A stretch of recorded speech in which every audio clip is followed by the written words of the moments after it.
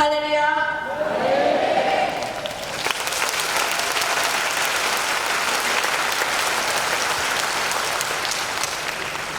여러분, 하나님께 영광 돌립니다. 제가 국민의힘 비례 국회의원 주도했습니다. 여러분께 인사드리겠습니다.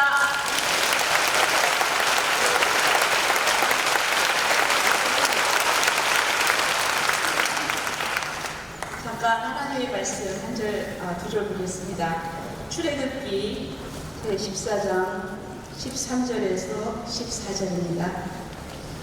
구약성경 84페이지, 아니야, 102페이지입니다. 모세가 백성에게 이르되 너희는 두려워하지 말고 가만히 서서 여호와께서 오늘 너희를 위하여 행하시는 구원을 보라.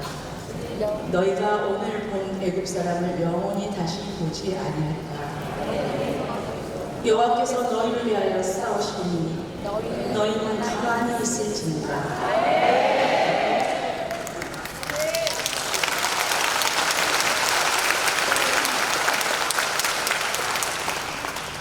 저는 우선 간단하게 하나님께서 저에게 행하신 귀한 일을 좀 말씀을 드리려고 합니다.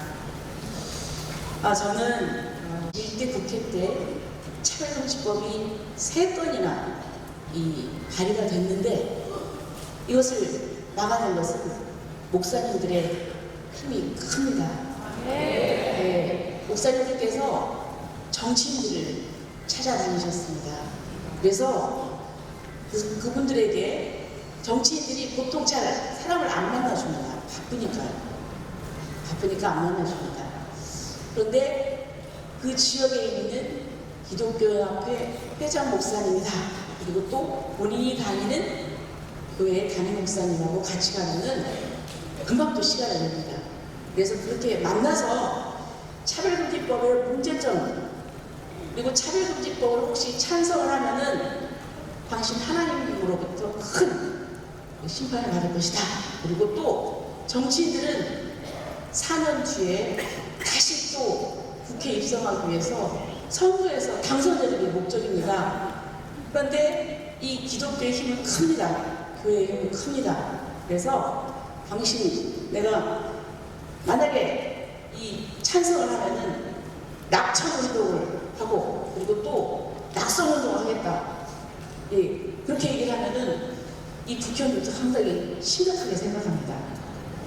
그래서 이제 이런 활동들을 했습니다. 그리고서 제가 이 정치적으로 이 차별금지법의 실체를 알고 나니까 이 차별금지법을 계속 발의를 하는 이 정당과 제가 일을 할 수가 없었습니다. 그래서 제가 2022년도에 윤석열 그 당시 대통령 후보를 지지를 했습니다. 저는 원래 민주당에서 정치를 시작을 했고 또 제 지역구는 전라북도 익산이어서 호남을 기반으로 하는 정당에서 정치를 했었습니다. 그런데 그런 걸 모든 걸 다 뒤로 하고 제가 이렇게 정반대 선택을 한 것에 대해서 저는 엄청난 비난을 받았습니다. 배신자, 양심만 쫓아다닌다, 철새다, 그리고 심지어는 화형에 처하겠다, 이런 아주 좀 그런 말까지 들었습니다. 처음에는 좀 괴롭기도 했지만 그러나 제가 선택한 것에 대한 그런 신념이 있었기에 제가 기도했고 그리고 꿋꿋이 버틸 수 있었습니다.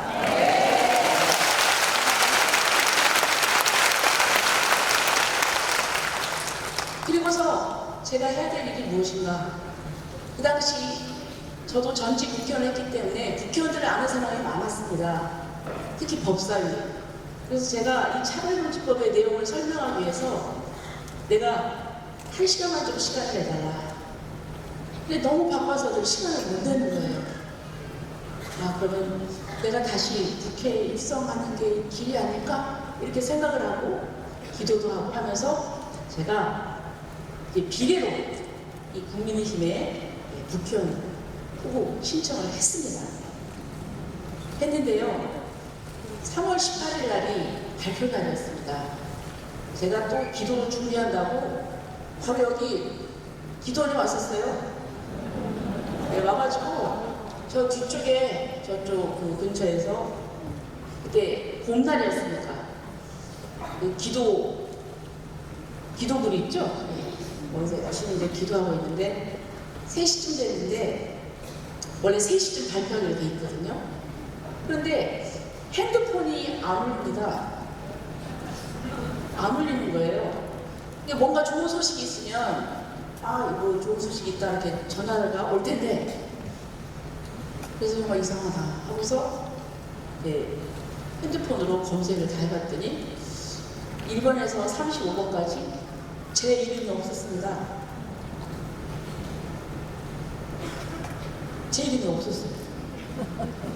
이게 뭘까? 하나님께서 다른 뜻이 계신가? 이런 생각을 했습니다. 그래서 명단에 안 나와가지고 저 다시 이제 부랴부랴 정리를 하고 이제 하산을 했습니다. 그런데 알아봤는데 몇 가지 문제는 좀 있습니다. 지역을 배려하지 못한 문제도 있었고 그날이 3월 18일이었습니다. 근데 주위 사람들은 저를 위해서 기도하고 도와준 분들은 굉장히 실망을 해서 염려도 하고 그 3월 20일 날이 이제 최종적으로 다시 조정을 한다고 했는데 그때 저의 심정은 좀 막막하지만 그러나 하나님께서 하시겠거니 하는 생각으로 제가 할 수 있는 최선을 다했습니다. 그렇지만 제가 할 수 있는 게 없었어요. 별로 없었습니다. 그런데 정말 하나님께서 하셨어요. 네. 제가 너무 놀래가지고 이 35번 명단에 어떤 사람이 이틀 뒤에 그 비례 보면은 이제 대개 20번까지가 당선권이거든요. 그래서 앞번호를 받으면 좀 안정권이고 그런데 제가 13번을 받은 거예요. 다시.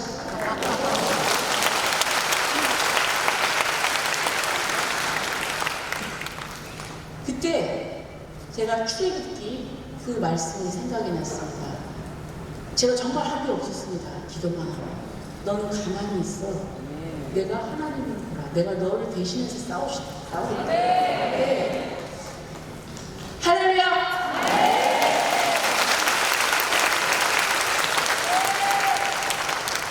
그래서 제가 해야 될 일이 뭐다. 이제 이것을 분명하게 알게 됐습니다. 하나님께서 저에게 정말 부족하지만 다시 한번 국회에 입성하게 해서 차별금지법을 나가라 하는 소리가 있습니다.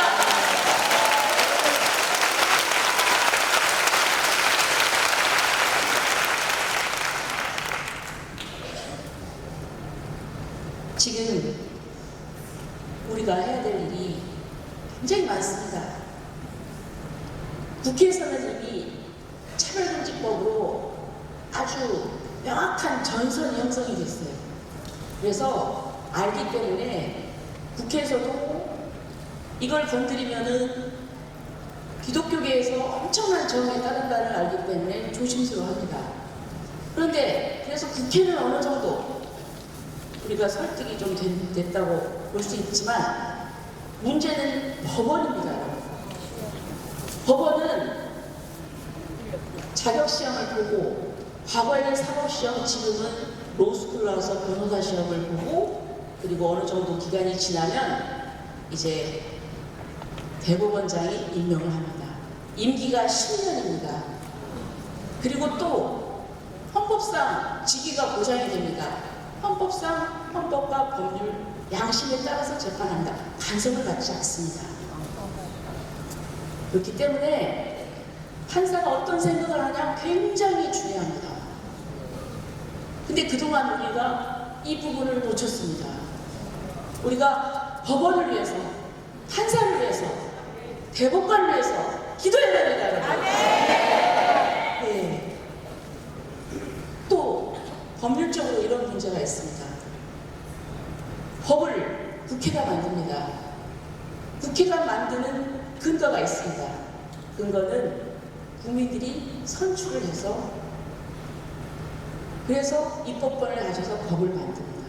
그런데 법원은 법을 만들 수가 없습니다. 국회에서 만드는 법을 집행을 하는 겁니다.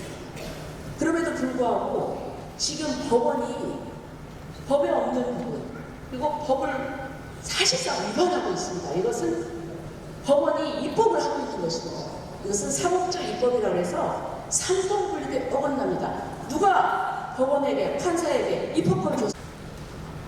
위헌적인 법률을 내용으로 하는 판결을 하는 것은 정말 삼권분립을 위배하는 것이고 우리가 그 점에서도 강하게 비판을 해야 됩니다.